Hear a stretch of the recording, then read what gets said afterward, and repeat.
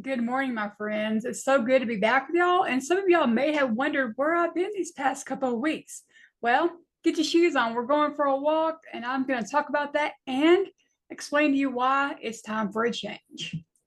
So, a month ago, I posted my lab works for my annual doctor's appointment, and to my surprise, I saw that my thyroid antibodies were really elevated. And I'm not talking about just a little bit. We're talking 470-ish points too high. And that really shocked me, I wasn't expecting it, especially since I've been eating this way for 2 years. I really didn't expect to see that, but I did. So, the last 2 weeks, instead of making videos, I just chilled out a little bit. And I watched some Dr. Elizabeth Bright videos and some Dr. Brownstein videos. Now, for those of y'all who may not know who Dr. Elizabeth Bright is, she is a beautiful doctor who lives in Italy, and she's in the carnivore space, but she deals a lot with female hormones and thyroid. And I'm going to put the link in the description below of the video that I'm referencing, in case you want to watch it too. She was interviewed by 5 Minute Body. And Dr. Brownstein is a doctor who specializes in thyroid as well, and he's got a lot to say about iodine supplementation. So I've been watching some videos on both from both these doctors the past couple of weeks, and Dr. Bright and both Dr. Bright and Dr. Brownstein both agree that everybody, whether you're on a ketogenic lifestyle or not, is deficient in iodine. And I learned that the thyroid is not the only organ that needs iodine. All your organs need iodine. I didn't know that. Y'all probably did. You guys are smart. I'm not though. But anyways, we have so much fluoride and bromine in our water and our food that any iodine that we do get is ate up by that, so to speak. That's just me, how I'm wording it.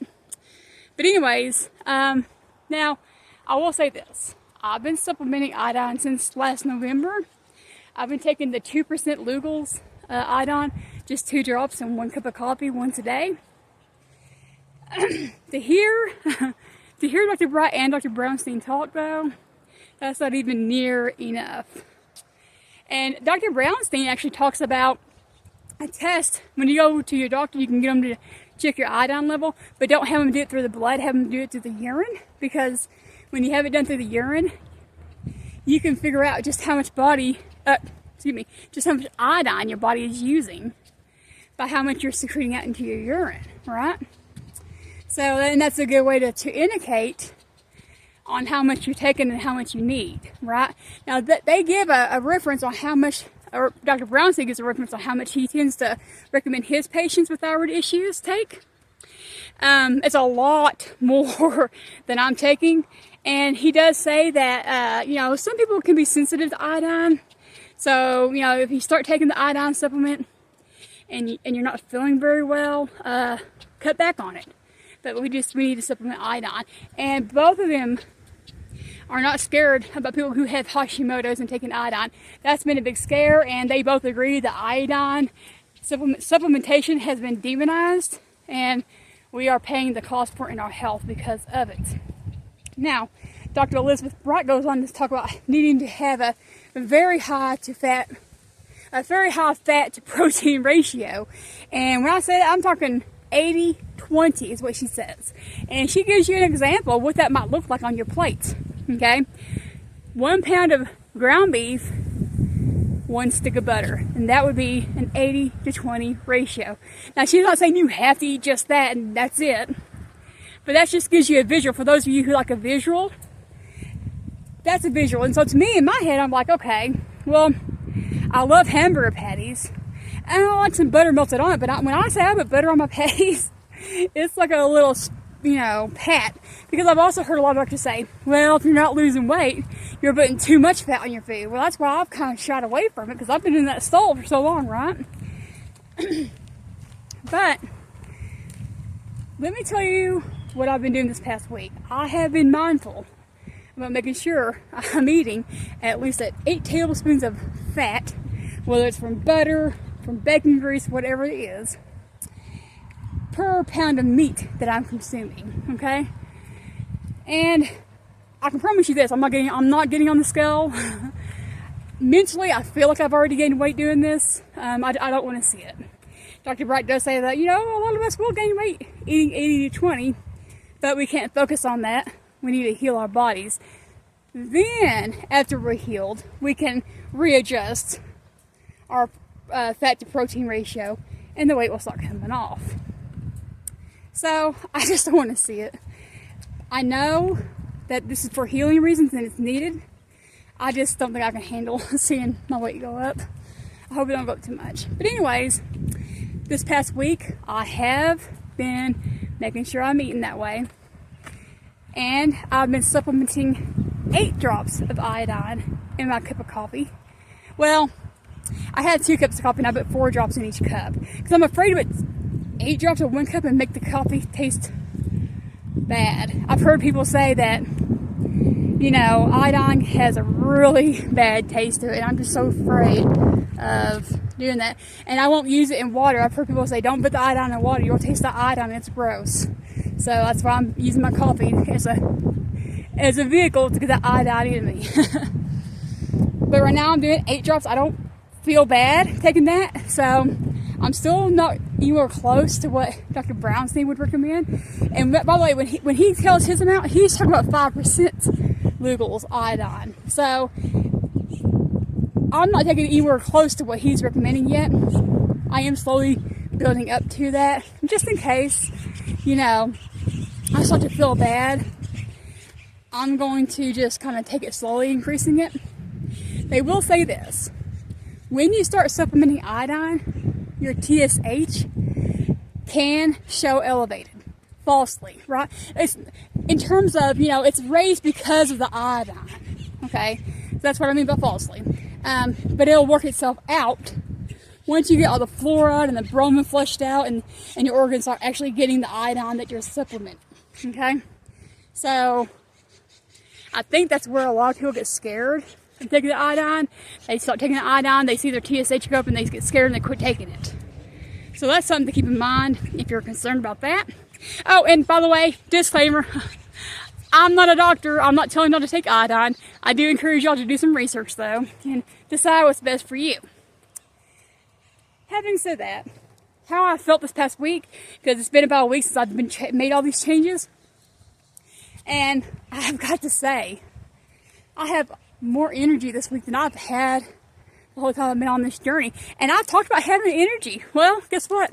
I only thought I had energy. No, I did have more energy than before I did all this on my journey. That's for sure. So I just thought I had that energy. But man, it's made a difference in my desire to get up and work out. And yes, I'm still doing the push-ups. I'm doing a lot more than just push-ups too. And I'm going to talk about that in the next video because I got so much to catch y'all up on, okay? Since I didn't make the last 2 videos. Okay?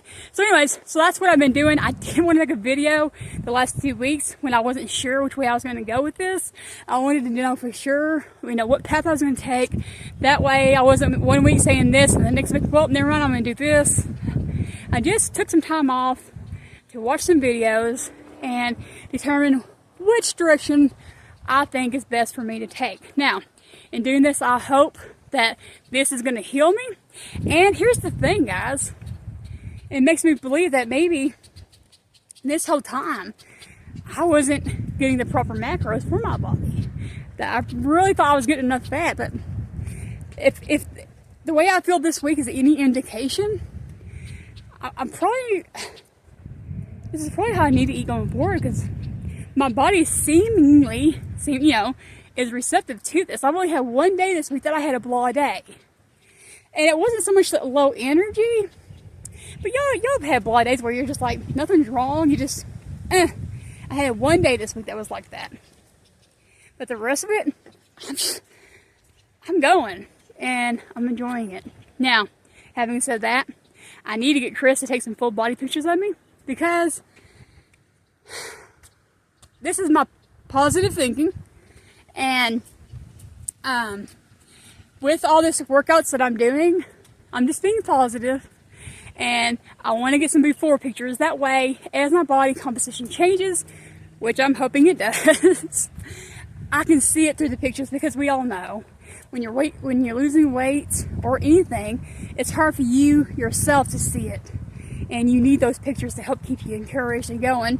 And maybe I can see a little changes, you know, here and there from month to month.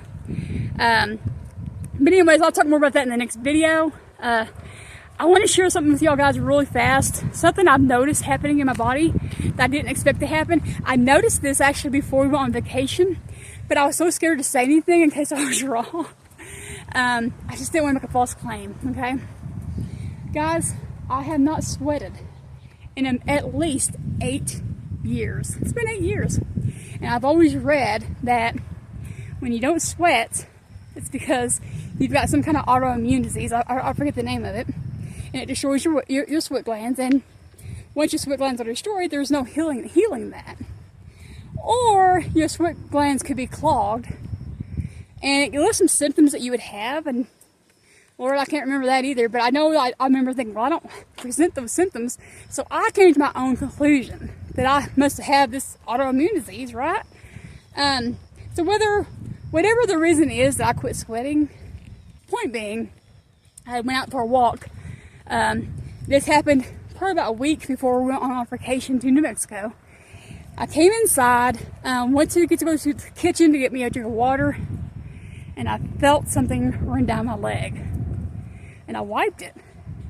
Guys, it was sweat. And I know that, okay, big deal, Susan. Guys, I haven't sweated in 8 years, okay? My head was still completely dry, no dampness anywhere, and it wasn't a whole lot, I'll grant you that. Still not what a healthy person would be sweating, but the fact that I had to wipe it off my leg, I was so excited. I even called Chris. He's at work. I was like, are you busy? He was like, no. I was like, I sweated. He was like, okay.